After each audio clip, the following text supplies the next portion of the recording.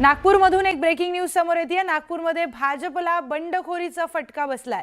या बंडखोरीचा थेट परिणाम माजी महापौर अर्चना डेहनकरांच्या घरी पाहायला मिळालाय।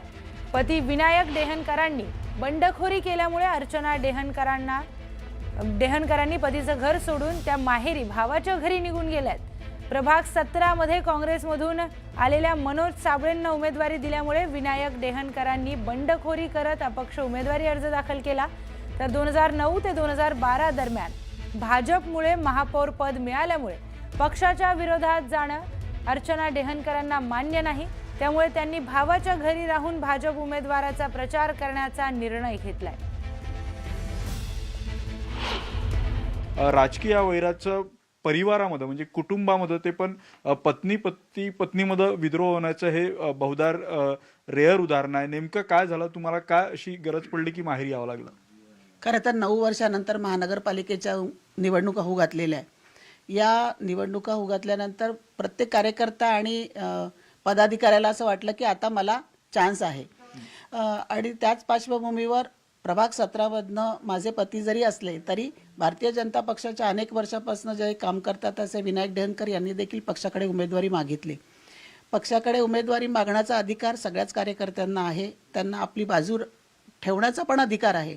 परंतु एका विशिष्ट वेळेनंतर पक्षाने जर ठरवलं असेल की या ठिकाणी आम्ही हा निर्णय घेतलेला आहे, तर मला असं वाटतं की आपण जर त्या पक्षामध्ये काम करत असू तर त्या निर्णयाच्या बाजूने आपण राहिलं पाहिजे।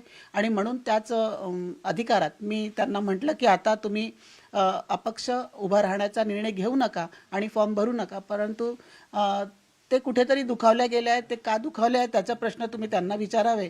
परंतु मी माझी बाजू त्यांच्या पुढे ठेवली, पण ते म्हणाले की नाही, मला अपक्ष उभं राहायचं आहे। त्यांनी फॉर्म भरला। माझ्या समजवण्यानंतरही ते जर ठाम असेल तर मी सुद्धा ठाम आहे की भारतीय जनता पक्षाच्या बाजूने मला राहायचं आहे। कारण सुमित्राताई सुकळीकरांपासनं तर आता म्हणजे विनोद तावडे असतील किंवा बावनकुळे साहेब असेल, अनेक नेत्यांना आम्ही पाहिलेलं आहे। त्याच्यामुळे मी स्वतः 97 मध्ये ज्यावेळेला नगरसेवक होती तर त्यावेळेला माननीय देवेंद्र फडणवीस जे महाराष्ट्राचे मुख्यमंत्री आहेत ते त्यावेळेला महापौर होते। आणि म्हणून पक्षासोबतच्या घडामोडी त्यांचा एकंदरीत सगळ्यात चढउतार मी पाहिलेला आहे। आणि म्हणून मी त्यांना समजवण्याचा प्रयत्न केला की बावनकुळे साहेबांवरही अशी परिस्थिती आली होती, त्यांनाही कुठेतरी थांबावं लागलं होतं। आणि म्हणून जर पक्षाने ठरवलं असेल की असा निर्णय आहे तर आपण त्या निर्णयांच्या बाजूनी राहा आणि तुम्ही पक्ष उभे राहू नका। पण ते जर ठाम असेल तर मीही ठाम आहे, मला पक्षाच्या बाजूनीच त्यांच्या निर्णयाच्या बाजूनी राहायचं आहे।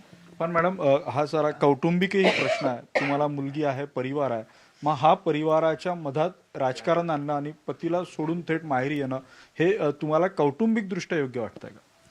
नाही, कौटुंबिकदृष्ट्या अगदीच म्हणजे परिवार म्हणून, कुटुंब म्हणून जे आहे ते त्यांच्यासोबत नेहमी आम्ही पती पत्नी म्हणून निर्णय घेतो, त्यात काही वावगं नाही आहे। म्हणजे त्यांची साथ राजकारणात मला होती म्हणून मी इथवर आलेली आहे। अगदी म्हणजे माझा लहान मुलगा म्हणजे एक मुलगी आणि एक मुलगा मला, त्यांना सांभाळून आम्ही दोघांनी पण इथपर्यंत प्रवास केलेला आहे।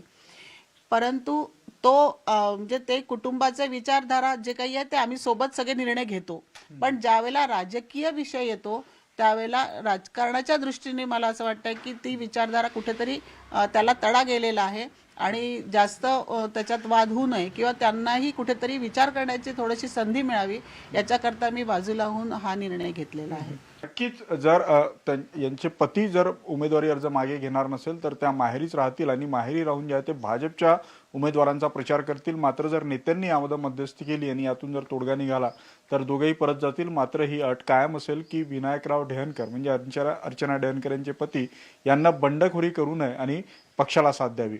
व्हिडिओ जर्नलिस्ट प्रशांत मोहितेसह उदय तिमांडे, न्यूज 18 लोकमत, नागपूर।